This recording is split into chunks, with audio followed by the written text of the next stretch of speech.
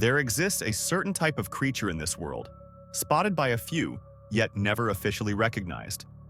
We classify these beings under the term Unidentified Mysterious Animals, UMA. Hello everyone, welcome to the world in 10 minutes. In today's episode, we will explore a mysterious, unknown creature that has been reported in northern Chile, the Arica beast. Also known as the Arica wild beast, this enigmatic being has been spotted in the Atacama Desert region, particularly near the city of Arica. Eyewitnesses describe the creature as a hybrid between a kangaroo and a bird, resembling a small dinosaur. Reported physical traits include height, approximately 6 to 7 feet, 1.8 to 2.1 meters. Skin, gray and hairless. Legs, strong, muscular hind legs. Movement, walks upright on 2 legs. Front limbs, very small, similar to those of a theropod dinosaur. One of the most well-documented encounters occurred on the night of July 30th, 2004, and was published in the Chilean newspaper Arica Star on August 1st, 2004, with the headline, "A Strange Creature Discovered in Pampa Acha." That evening, Chilean Army officer Hernan Cuevas, his wife, their 2 young children, and their driver Dario Riquelme were traveling along the Pan-American Highway near Pampa Acha, close to the famous Guardian statue. Suddenly, they encountered a strange beast sprinting across the road at high speed. Startled, Riquelme slammed on the brakes. The group got a clear view of the hairless, gray-skinned creature, standing on its hind legs with powerful thighs. Only a few minutes later, a second creature appeared. This time, Cuevas, Riquelme, and Cuevas' 12-year-old daughter Tanya had an even better look at the creature. Tanya later described the animals as being very similar to dinosaurs, with tiny front limbs. Through their discussion, they estimated the first creature stood about 6 to 7 feet, 1.8 to 2.1 meters, tall. The second was noticeably smaller. Despite it being nighttime, the creatures were illuminated by bright moonlight and the car's headlights. The closest distance between the creatures and the vehicle was less than 13 feet, 4 meters, allowing the witnesses to observe their features clearly. Just 2 days after the first report, on August 3rd, 2004, another news article was published with the headline, "More Reports of Strange Creatures in Acha." This story detailed an earlier incident that had taken place in mid to late July 2004 at around 9 p.m. On this occasion, Chilean Army Sergeant Carlos Albert and his family of 6 were driving past the Guardian statue when they encountered a bizarre group of creatures chasing their vehicle. His eldest daughter, Carmen Diaz, recalled the terrifying experience. "I was talking with my brother in the back seat when suddenly everything went dark. Then, through the window, I saw these creatures. They looked like birds but had dog-like heads." Carmen reported seeing several of these creatures. 2 of them flew over the vehicle. 2 others suddenly rushed toward the front of the car. She was uncertain whether the creatures had wings or legs because they disappeared into the darkness so quickly. The sudden attack frightened all of the children in the car, and they remained in shock until their mother finally spoke, bringing them back to reality. This second report, which described dog-faced, bird-like creatures, added further mystery to the case of the Arica beast. Carmen's mother, Teresa Diaz, who was sitting in the front passenger seat, had the clearest view of the creatures. She added that these beings ran at an astonishing speed, almost keeping pace with the car, reaching speeds of 60 miles per hour, 96 kilometers per hour. This terrified the entire family, making them afraid of returning the same way. Out of fear of being ridiculed, the family initially chose to remain silent.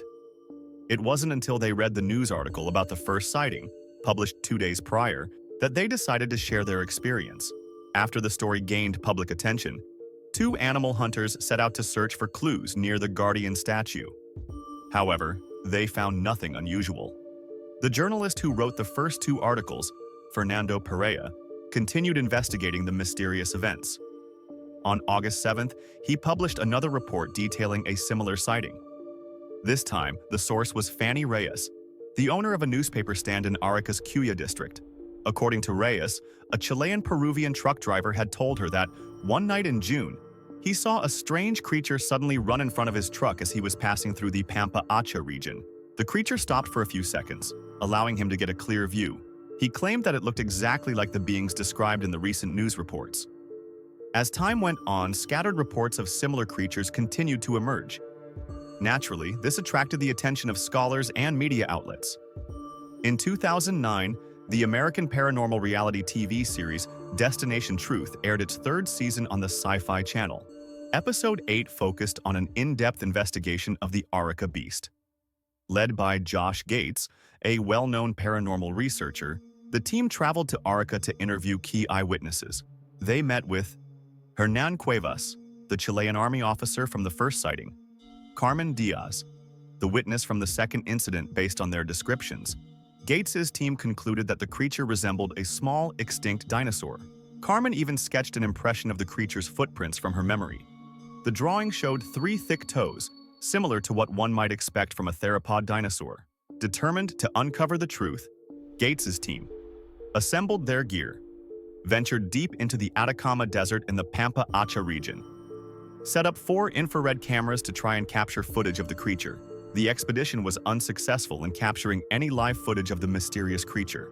However, their search was not entirely fruitless. They discovered remains of prey, indicating the presence of a carnivorous animal, a large, 3-toed footprint. The team made a plaster cast of the footprint and sent it to the Los Angeles Dinosaur Research Institute for further examination. There, renowned paleontologist Luis Chiappe analyzed the footprint's shape and structure. His verdict? The footprint was undoubtedly that of a dinosaur. He suggested it closely resembled the tracks of an iguanodontid dinosaur. The Iguanodontidae was a diverse family of medium-sized herbivorous dinosaurs that lived in the early Cretaceous period, around 130 million years ago. Size: 30 to 36 feet, 9 to 11 meters. Long. Weight: up to 4.5 tons. Hind legs: 3 distinct toes, similar to the footprint found in Pampa Acha. However, Chiappe could not confirm the footprint's age. It is possible that the footprint dates back millions of years, was buried in desert sand, and was recently exposed due to climate changes and erosion. A living descendant of this dinosaur still roams the Atacama Desert today. The Diaz family, one of the key witnesses, later came across an image in a book that depicted a similar-looking creature. They believed that what they had seen closely resembled a dromaeosaurid dinosaur, commonly known as a raptor. Dromaeosaurids, also referred to as velociraptors or deinonychosaurs, were small, bird-like carnivorous dinosaurs belonging to the theropod group. They were widely distributed across different regions. They had long, strong hind limbs, sharp claws, and feathered bodies. Their second toe had an enlarged, sickle-shaped claw, which did not touch the ground when walking. As a result, their footprints typically appeared to have only 3 toes. Interestingly, fossils of dromaeosaurids such as Atrociraptor and Achillobator have been discovered in Chile and nearby regions. This means that, theoretically, a dromaeosaurid-like species could have once roamed South America. If the Arica beast were truly a living dinosaur, it would be one of the most groundbreaking discoveries in history. While this theory is fascinating, the author believes that the likelihood of the Arica beast being a living dinosaur is quite low. For any species to survive, water is the most crucial factor. However, the Atacama Desert is one of the driest and most extreme environments on Earth. It is influenced by subtropical air currents, the Andes rain shadow, and the cold Humboldt Current. The region receives less than 0.1 millimeters of rainfall per year. Arica City holds the world record for the longest drought. It did not receive any measurable rainfall for 14 years, from October 1903 to January 1918.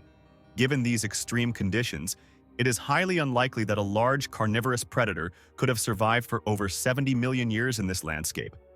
Despite the improbability of dinosaurs surviving in the Atacama Desert, the sightings undeniably happened. So, what exactly did these witnesses see?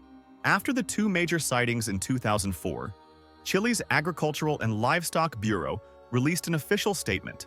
Oscar Concha, a senior official at the time, stated that, in all his years of service, he had never seen such a creature. There had never been any legends or prior reports of similar animals in the region.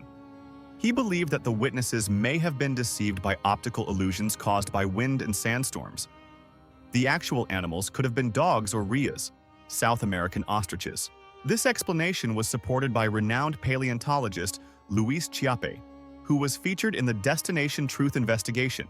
At the end of the Destination Truth episode, Chiappe offered an alternative explanation.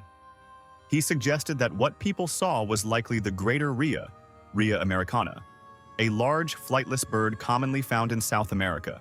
Rheas are often considered living relatives of dinosaurs due to their three-toed feet, which leave footprints that resemble those of theropod dinosaurs.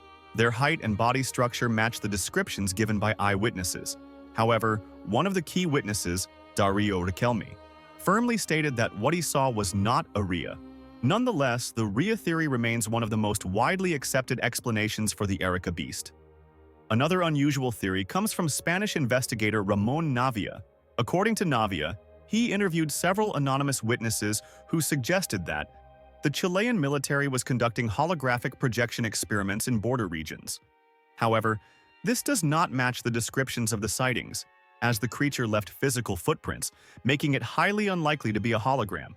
To this day, there is no definitive conclusion regarding the Arica beast sightings.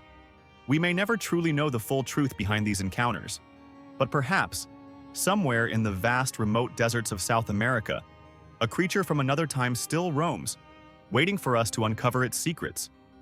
After all, the unknown is always greater than the known. That is the true allure of unidentified mysterious animals. That concludes today's episode. Thanks for watching.